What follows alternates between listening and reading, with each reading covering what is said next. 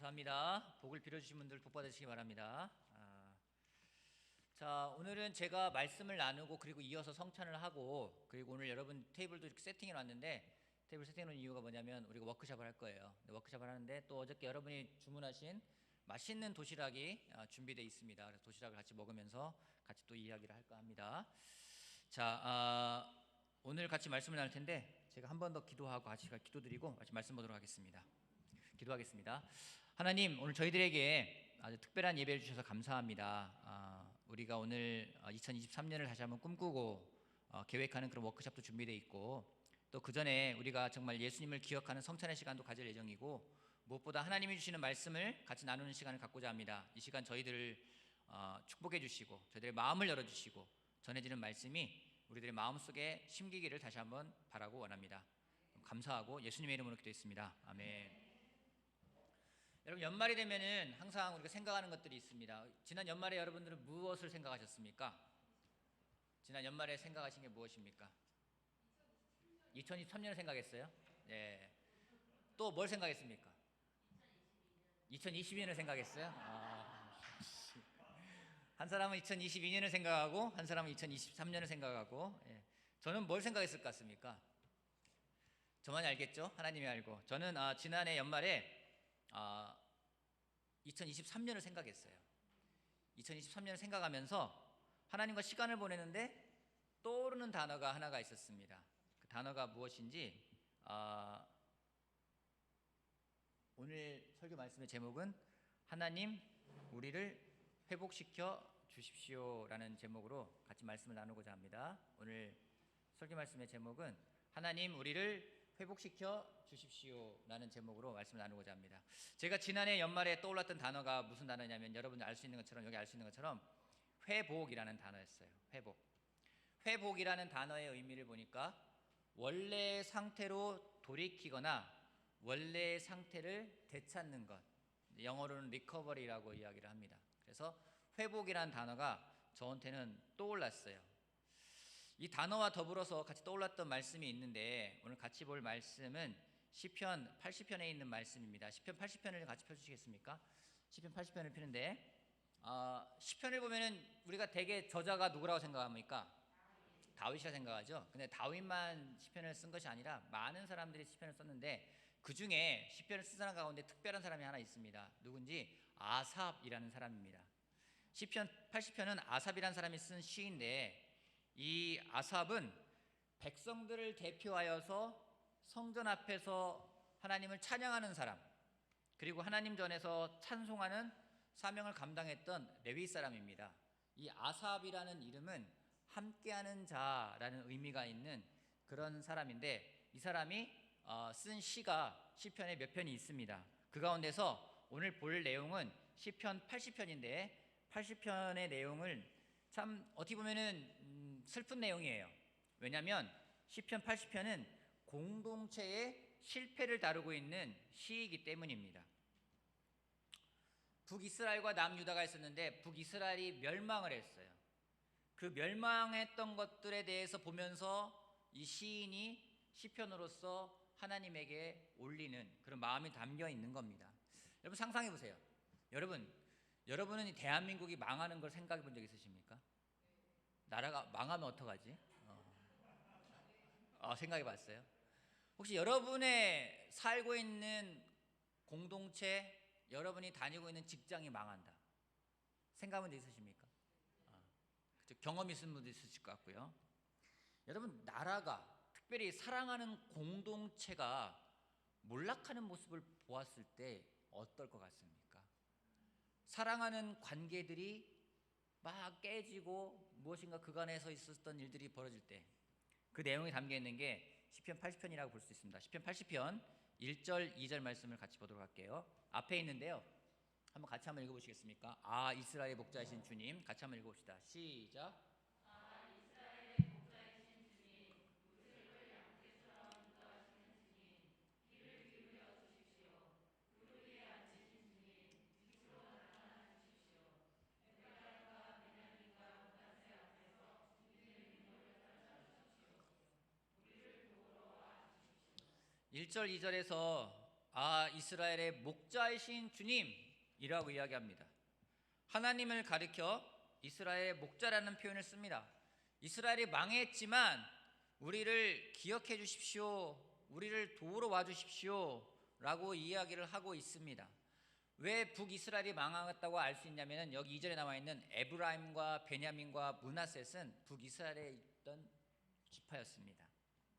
그가 이스라엘은 망했지만 우리는 기억해 주십시오 라고 이야기하고 있어요. 근데 더 애절한 것이 그 다음 4절부터 5절에 나오는 내용인데 4절 5절 말씀을 제가 읽어보겠습니다. 주 만군의 하나님, 얼마나 오랫동안 주님의 백성들이 올리는 기도를 노엽게 여기시렵니까?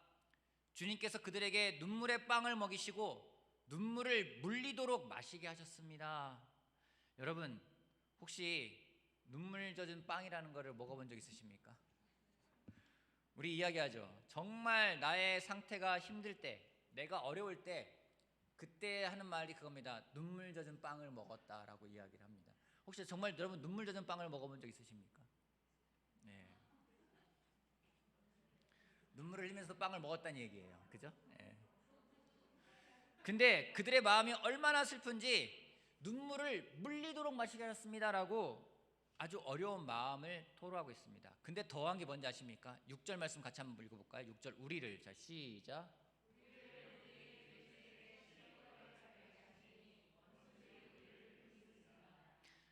이스라엘이 망했습니다.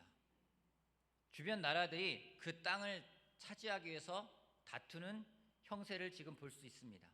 근데 정말 안타까운 게 뭔지 그들이 이스라엘을 비웃는 거예요. 여러분, 내가 망하고 실패한 것보다 더 비참한 게 뭔지 아십니까? 주변에서 그걸 보고 비웃는 거예요.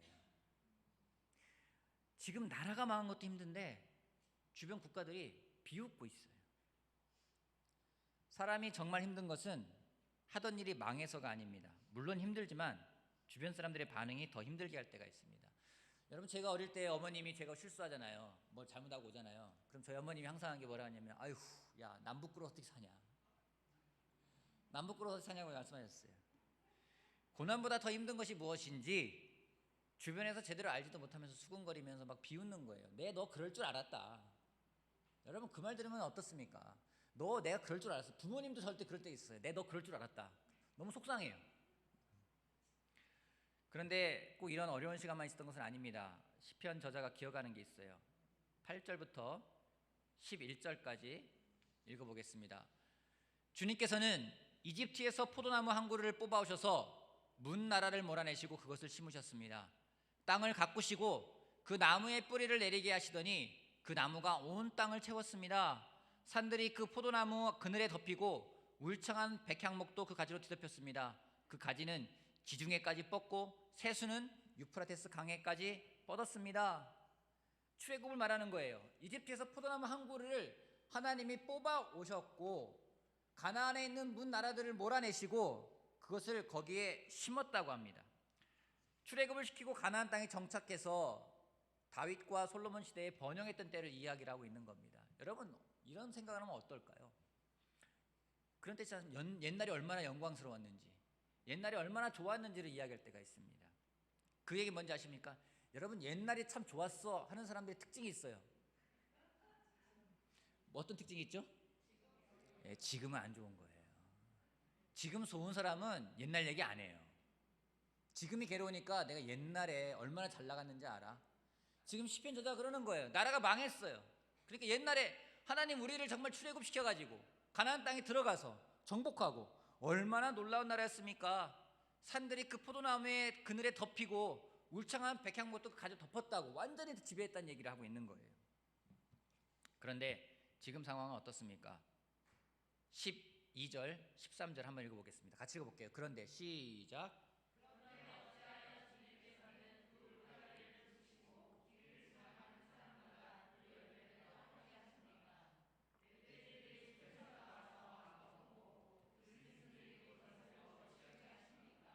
그런데 어찌하여 주님께서는 그 울타리를 부수시고 길을 지나가는 사람마다 그 열매를 따먹게 하십니까? 이제는 뭐 주인이 없는 거예요. 막무가내인 거예요. 더군다나 멧돼지들이 숲에서 나오고 들짐승들이 그것을 먹어 치우게 한다고. 여러분, 멧돼지는요 부정한 동물이에요. 그냥 동물이 와서 먹는 게 아니라 멧돼지가 부정한 동물이 와서 먹고 들짐승은 원수를 말하는 겁니다. 이제는 이스라엘이라는 나라가 정말로 아무나 넘볼 수 있는 나라가 돼버린 거예요. 아주 비참한 나라가 돼버린 겁니다. 굉장히 고통스러운 상황을 저자가 말하고 있습니다. 시편 80편을 여러분이 꼼꼼히 읽어보면은 정말 이 저자가 너무나 비참하고 괴로운 그 북이스라엘의 망한 상태를 이야기를 하고 있습니다. 근데 여러분 한번 생각해 봅시다. 이 시를 지은 아삽이라는 저자는 정말 말하고 싶은 게 무엇일까요? 그가 말하고 싶은 게 어려움일까요? 고난일까요? 고통일까요? 이 세상에서 보편적인 것을 꼽으라면은 저는 고난, 고통, 어려움이라는 것을 꼽고 싶습니다. 왠지 아십니까? 이것은 누구에게나 있어요. 특별한 경우에만 생기는 것이 아니라 그냥 이 자리에 모여있는 우리들 가운데 있지 않습니까? 고통이 있고 고난이 있고 어려움이 있어요. 없는 사람 없어요. 정도의 차이지 누구나 갖고 있기 때문에 굉장히 보편적인 것입니다. 그렇다면 우리가 생각해야 되는 것은 이런 고통이 내게 왜 왔는가, 고통을 내가 고통을 받아야 되는가가 아니라 그 고통을 내가 어떻게 바라봐야 되는가. 여러분은 어려움이나 고통이나 고난이 오면 주로 어떤 태도를 취하십니까? 여러분에게 어려움이 오면 어떤 생각, 먼저 태도를 취하십니까? 피하고 싶고, 왜 이런 일이 벌어졌을까? 왜 이런 일이 벌어졌을까? 두 가지가 담겨 있습니다. 첫 번째는 정말 왜 이런 일이 생겼을까 생각하는 거고요. 하나는 한탄하는 거죠. 왜 이런 일이 생겼을까? 한탄하는 거예요. 두 가지 의미가 담겨 있습니다. 저도 그럽니다. 어려움이 오거나 고통이 오면요, 도대체 왜 이런 일이 생겼지? 원인을 파악하고 분석하려고 합니다. 근데 시편 저자는 하나님을 믿는 사람이 그런 고통과 어려움 속에서 어떻게 반응해야 되는지를 이 시편 80편이 가장 잘 알려주고 있는 것입니다. 그리스도인이 이 어려움이라는 문제를 어떻게 다루어서 어떻게 회복될 수 있는지를 그가 이야기를 하고 있는 부분입니다. 여러분과 나누고 싶은 첫 번째 포인트입니다. 첫 번째 포인트는요, 하나님이 우리를 회복시키신다라는 제목입니다. 하나님이 우리를 회복시키신다. 3절 말씀부터 7절, 19절 같이 공통으로 있는데 같이 한번 읽어보도록 하겠습니다. 3절 말씀부터 7절, 19절 반복되는 내용인데요. 3절 말씀만 먼저 한번 읽어볼까요? 3절 하나님 우리를, 자 같이 한번 읽어봅시다. 시작.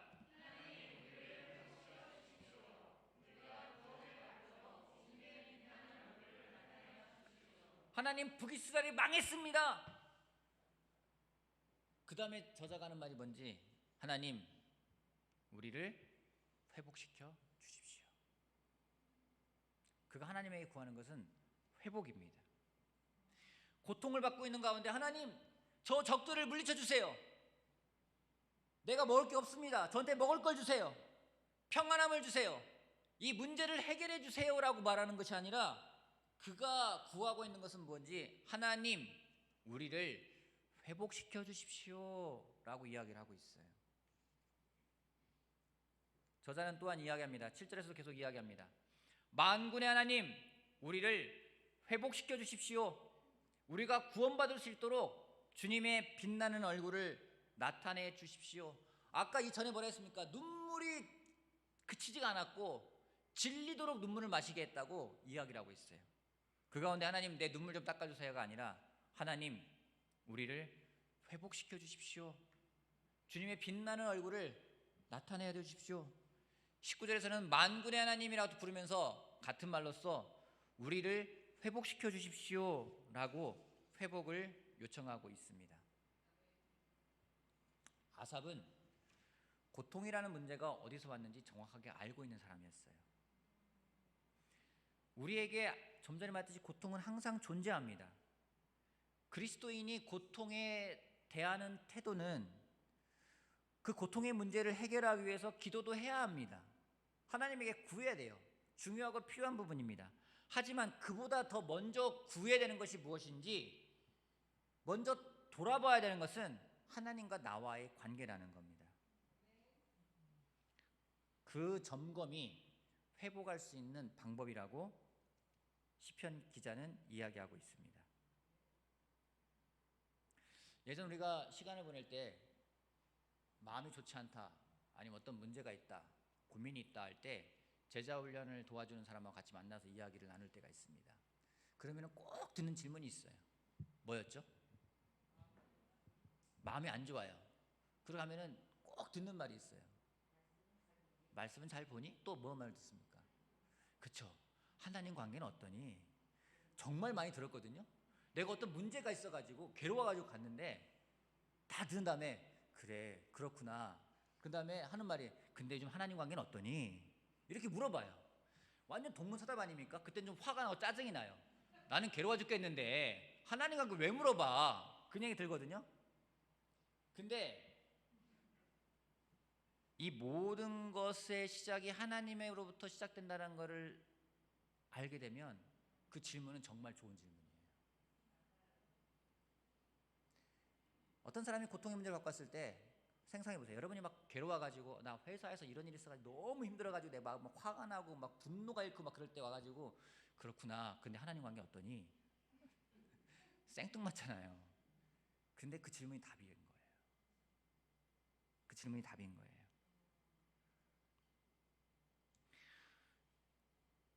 우리는 현재 우리가 인정하고 싶지 않은, 마주하고 싶지 않은 교회의 분열, 공동체의 분열, 문제라는 고통 속에 있습니다.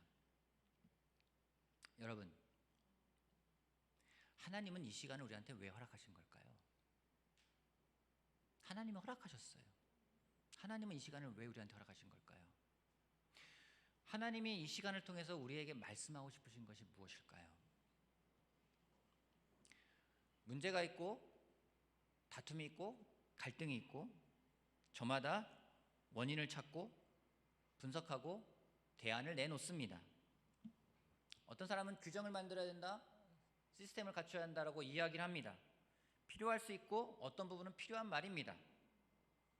하지만 제가 갖고 있는 확신은 그 모든 것을 해결하기 위해 모든 것을 대하는 태도는 정말 회복을 위해서 우리에게 필요한 것은 각자가 하나님과 올바른 관계를 가져가는 겁니다. 거기에서 시작됩니다. 하나님은 이런 상황을 통해서 우리한테 하고 싶은 말씀이 무엇인지 나에게 돌아오라는 것입니다. 우리는 상황이 어려워지면은 그 가운데서 많은 내 안에 있는 감정도 쏟아냅니다. 마치 그런 거예요.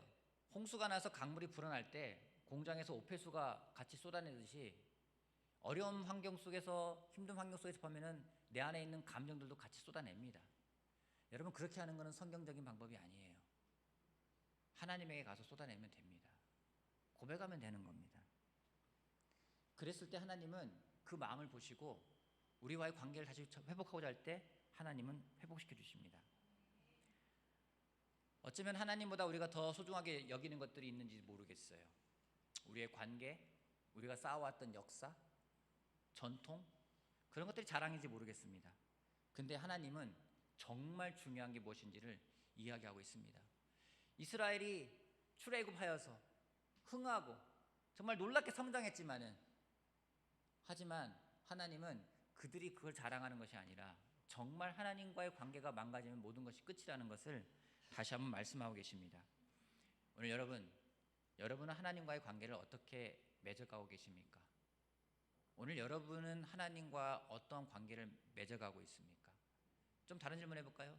요즘 하나님 관계는 어떠하십니까? 올바른 하나님과의 관계를 가져갈 때 우리가 회복될 수 있음을 다시 한번 기억하기 바라겠습니다. 두 번째 포인트입니다. 두 번째, 말씀이 우리를 회복시킨다라는 겁니다. 말씀이 우리를 회복시킨다. 에스겔 37장 3절부터 10절까지 한번 읽어보겠습니다. 에스겔 37장 3절에서 10절. 그가 내게 물으셨다. 사람아, 이 뼈들이 살아날 수 있겠느냐? 내가 대답하였다. 주 하나님, 주님께서는 아십니다. 그가 내게 말씀하셨다. 너는 이 뼈들에게 대언하여라. 너는 그것들에게 전하여라. 너희 마른 뼈들아, 너희는 나 주의 말을 들어라. 나 주 하나님이 이 뼈들에게 말한다. 내가 너희 속에 생기를 불어넣어 너희가 다시 살아나게 하겠다. 내가 너희에게 힘줄이 뻗치게 하고 또 너희에게 살을 입히고 또 너희를 살갗으로 덮고 너희 속에 생기를 불어넣어 너희가 다시 살아나게 하겠다. 그때야 비로소 너희는 내가 주인인 줄 알게 될 것이다. 그래서 나는 명을 받은 대로 대언하였다. 내가 대언할 때 무슨 소리가 났다. 보니 그것은 뼈들이 서로 이어지는 요란한 소리였다. 내가 바라보고 있으니 그 뼈를 위에 힘줄이 뻗치고 살이 오르고 살 위로 살갗이 덮였다. 그러나 그들 속에 생기가 없었다. 그때 그가 내게 말씀하셨다. 사람아, 너는 생기에게 대언하여라. 생기에게 대언하여 이렇게 일러라. 나 주 하나님이 너에게 말한다. 너 생기야, 사방으로부터 불어와서 이 살해당한 사람들에게 불어서 그들이 살아나게 하라. 그래서 내가 명을 받은 그대로 대언하였더니 생기가 그들 속에 들어갔고 그래서 그들이 곧 살아나 제 발로 일어서는데 엄청나게 큰 군대였다. 우리가 잘 아는 말씀입니다. 저는 이 말씀을 생각할 때마다 항상 떠오르는 자매가 한 명 있어요. 우리 이경희 자매입니다. 뼈들이 막 붙고 막 이런 거 보니까 정형외과에 근무했던 이경희 자매가 떠오르는데, 여러분, 죽었어요. 말라 비틀어졌어요. 근데 그 뼈들이 다시 일어납니다. 언제예요? 언제요? 하나님의 말씀을 들었을 때 그것들이 다시 살아납니다. 회복되는 것이 언제인지 하나님의 말씀이 그들에게 임했을 때. 여러분, 말씀은 그런 힘이 있어요. 말씀이 우리들에게 정말 오잖아요. 우리들을 회복시킬 수 있다는 겁니다. 여러분, 혹시 이 사람들이 누군지 아십니까? 미국 사람들이죠. 그리스도 교회를 정의하는 말이 있습니다. 그리스도의 교회를 Restoration Movement, 환원 운동이라고 이야기를 합니다. 이 네 분은 환원 운동의 핵심적인 역할을 하신 분들입니다. 발톤 스톤이라는 분이 맨 오른쪽에 왼쪽에 있고요. 그 다음에 알렉산더 캠벨, 토마스 캠벨, 월터 스컷이라는 사람입니다. 네 분은 그리스도 교회의 환원 운동을 시작한 사람들입니다. 환원 운동이라 하는 것은 하나님이 지으신 원래대로 돌아가는 겁니다. 교회를 주님이 세우신 교회 모습으로 돌이키는 겁니다. 이 운동은 하나님의 형상을 따라 지음받은 인간의 본성을 회복하는 겁니다. 사람의 목소리를 죽이고 하나님의 목소리를 살리는 겁니다. 사람 중심의 민주 정치를 체계에서 하나님이 통치하시는 절대 군주 정치로서 체제를 회복하는 겁니다. 이것을 위해서 당시에 감리교 목사였던 분, 장로교 목사였던 분, 침례교 목사였던 분, 많은 분들이 교단을 떠나서 같이 한마음으로 이들이 임했습니다. 환원운동은 단지 종교 개혁을 넘어서 신약 성경에 나와 있는 초대 교회로 돌아가자라는 부분이기 때문에 환원운동을 다른 말로 회복운동이라고 부르기도 합니다. 여러분, 이 환원운동, 회복운동의 중심에 무엇이 있는지 아십니까? 말씀이에요. 말씀. 성경을 최고의 권위로 둡니다. 또 유일한 권위로 둡니다. 그렇기 때문에 말하는 것이 성경이 말하는 것은 말하고 성경이 말하지 않는 건 말하지 않겠다는 말 나오는 거예요. 회복의 중심이 말씀이라는 겁니다. 어떤 좋은 체제로 더 나은 어떤 그런 모습으로서 교회가 나아가는 게 아니라 원래에 있던 말씀에 있는 그 모습 그대로 교회를 다시 가는 거, 그걸 회복이라는 거예요. 여러분, 회복은요 좀 더 나아진다라는 개념이 아니에요. 우리가 회복됐다, 내가 지금 안 좋은 상태에 좀 나아진 상태가 회복된 게 아니에요. 원래 하나님이 만드신 그 모습으로 돌아가는 거예요. 교회가 회복된다, 좀 더 나은 모습이 아니라, 발전하고 성장하는 모습이 아니라 하나님이 말씀하시는 그대로 가는 것. 그러기에 회복의 중심에는 말씀이 있어야 합니다.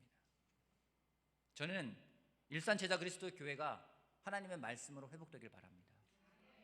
우리가 그 운동을 하려는 사람들이잖아요. 그냥 환원이 아니라 뒤에 무브먼트, 운동이라는 게 붙어 있어요.